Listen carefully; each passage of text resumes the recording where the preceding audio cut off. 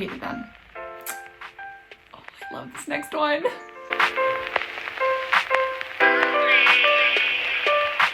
Take 3. Here we go. Hi, welcome to my channel.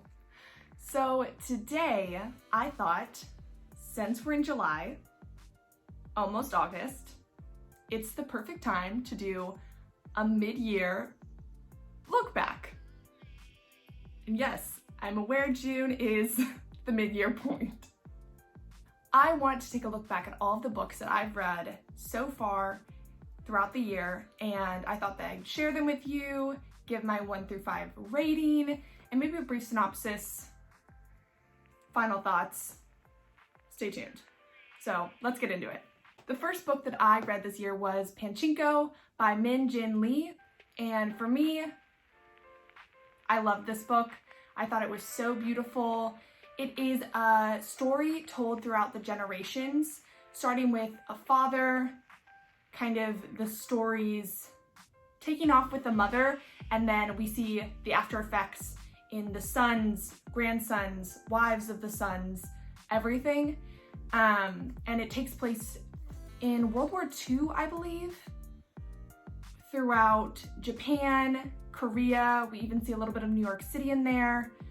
But I really love this book. I thought it was so beautiful, so beautifully written, and it was just kind of heartbreaking when it ended, because I just wanted to keep on going to the next generation and the next generation. Honestly, this book could have been 1,000 pages and I would have loved it. The next book that I read was The Proposal by Jasmine Guillory. I gave this a 1.75 out of 5 stars. For me, it didn't hit the mark.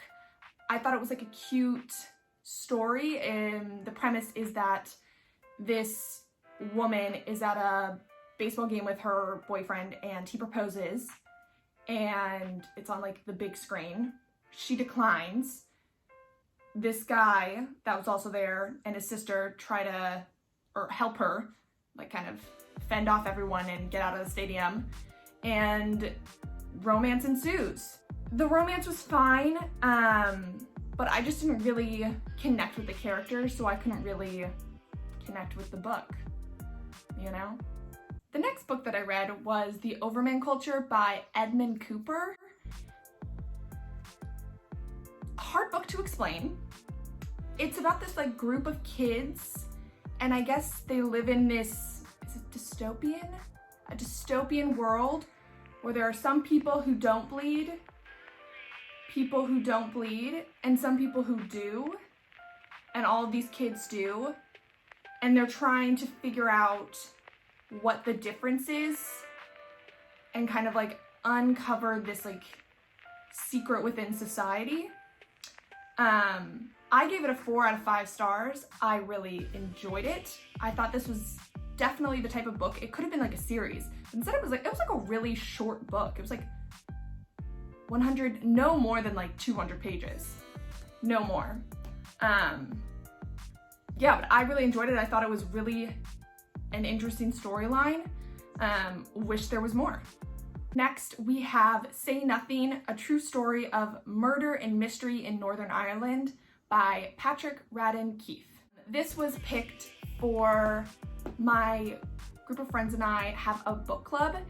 And I say that because this is the type of book I probably would have never picked up otherwise, but I loved it. It was a 5 out of 5 for me. This is a nonfiction book that discusses the troubles that happened in Northern Ireland, and it was an interesting book because we got to see kind of some of the main people during that time, and how their stories unfolded from like childhood throughout adulthood. But I thought it was beautifully written, really engaging, and I feel like I learned a lot, and I never would have if I hadn't read this book. Next, we have one that you may or may not have heard of. I feel like everyone was talking about it when it came out, and that is Educated by Tara Westover. This is a memoir about Tara's life growing up in a extremely Mormon family, and how she goes on to go to school and become a doctorate, or get a doctorate, become a doctor. PhD. I thought this was just such a moving, beautiful story. This is the type of book where I had to keep on reminding myself that it is not fiction. This is what someone went through, and this was someone's real life. A really beautiful story, very heartbreaking, very moving. I gave it, I think, a 4.5 out of 5. I read East of Eden by John Steinbeck. I gave it like a 3 out of 5, you know? It was fine. For those of you who don't know, East of Eden is basically an entire analogy about the biblical stories of Adam and Eve and Cain and Abel. And it's told through these two families, and it was like fine, you know? It was a really long book, but you know, it wasn't bad. It wasn't great. It was just fine.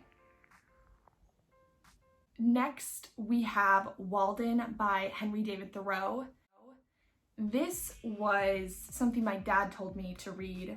At the beginning of the year, both of us said, hey, let's pick a book that the other person will have to read throughout some time of the next year, 2020. And he picked Walden for me. Sorry, Dad, but it was like a 1.75 out of 5 stars for me. I'm struggling to figure out how to describe it. It's a very philosophical book. It's just basically this guy, Henry, talking about his thoughts and feelings on society. The next book I read was The Nightingale by Kristen Hanna. This is a historical fiction novel set during the time of World War II that follows two sisters and their stories and lives as they try to survive World War II. I gave this, I think, like a 4.5 out of 5 stars, I believe.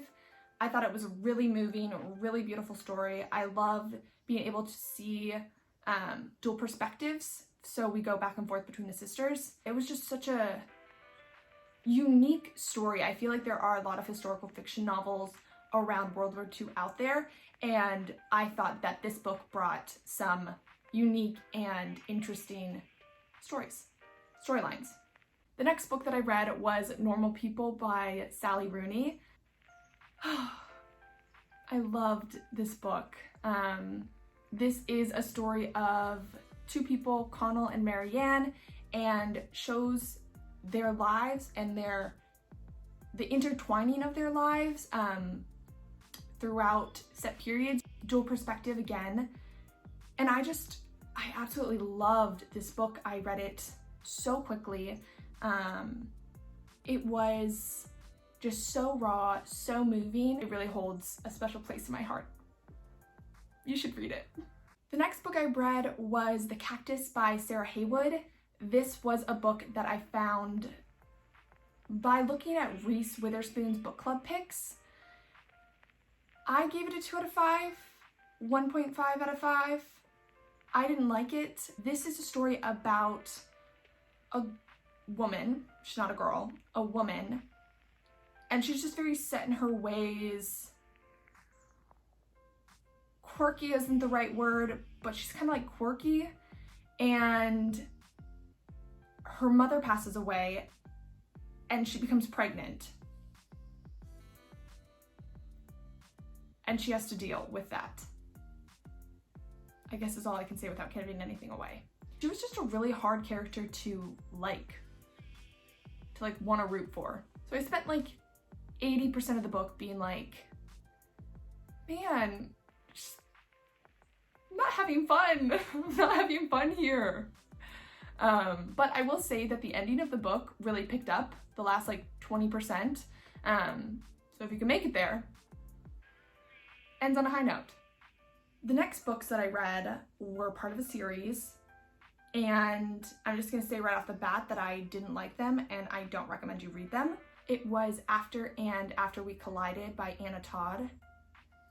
I didn't like the romanticization of an emotionally abusive relationship, but for context, I didn't really know that going in. I'd seen the movie in theaters before even knowing that it was a book series, and then when the second movie was coming out, I decided, what the hey, I'll read these books. Both 1 out of 5 stars, 0 out of 5 stars. I don't like that.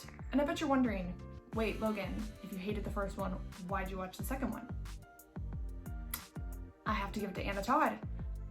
It left on a cliffhanger, and I needed to see how it got from A, where the book ended, to Z, where I knew the book was going. So after I figured out how it got there, I was really over it, and I didn't continue. But moving on to better books. Next book I read was Evicted by Matthew Desmond. This was a winner of the Pulitzer Prize, I believe, and again, it was picked by a friend for our book club.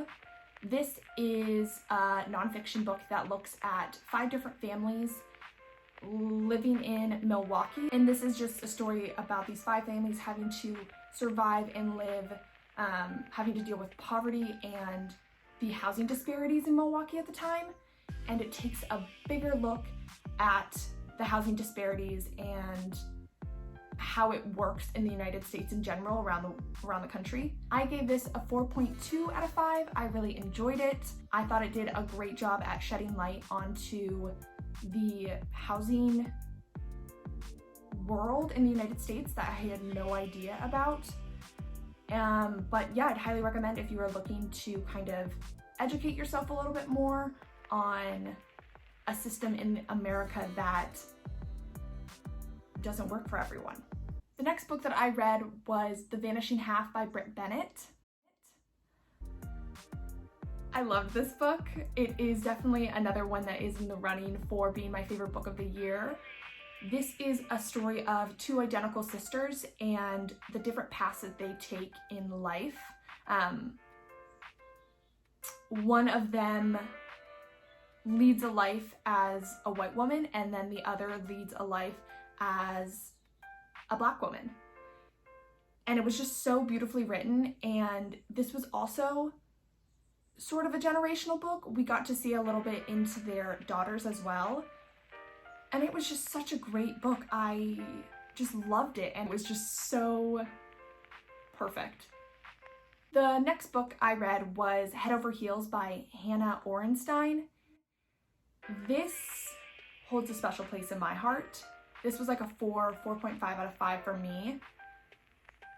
Not because of the romantic aspect, this is like a rom-com book, but because of the story of how the main character deals with the sudden loss of gymnastics.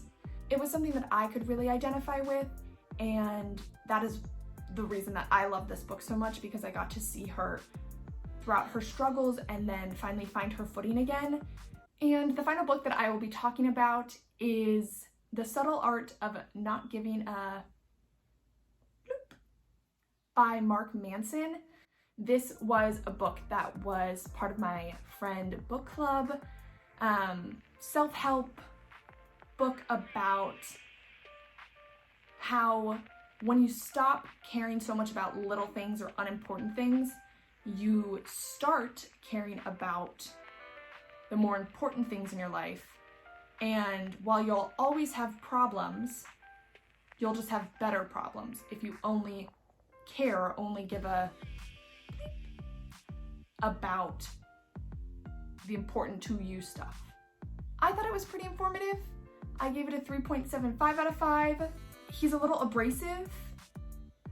The book's a little repetitive, but overall I thought it was a thought-provoking read, and I definitely, or hopefully, will take away some of his lessons to think about more in my day-to-day life. All right, that's it. Those are all the books that I've read so far in 2020. I have a lot more that I want to read this year, so hopefully I'll get to them all. Please leave a comment below if you've read any of these books and what your thoughts were. I'd love to chit chat about it. Again, I have linked my Goodreads and my Instagram below. Love to see you guys there as well, and I'll see you next time.